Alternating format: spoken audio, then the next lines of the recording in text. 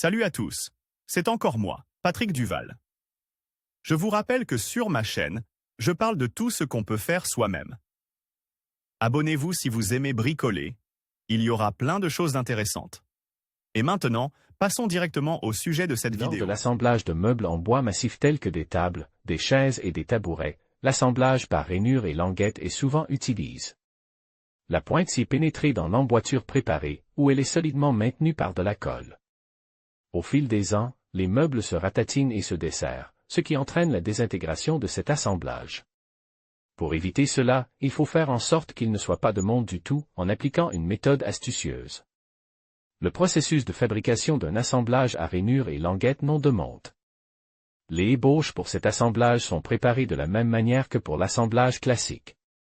Toutefois, la rainure n'est pas réalisée à l'aide d'une défonceuse, mais d'une perceuse. Elle est marquée, puis percée sur le côté gauche à l'aide d'une perceuse inclinée à 87 degrés. Pour ce faire, vous devez placer quelque chose sous la pisse à usiner et l'aligner sur le transport à cet angle. De l'autre côté, le bord de la rainure est percé à un angle de 93 degrés. Ensuite, entre les trous, il est sélectionné à l'aide d'un forêt à angle droit. La rainure après le perçage est terminée à l'aide d'un ciseau à bois.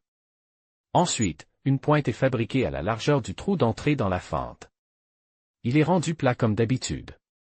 Il peut être coupé à l'aide d'une scie circulaire, d'une scie à métaux ou des deux. Il est arrondi sur les côtes à l'aide d'un ciseau à bois.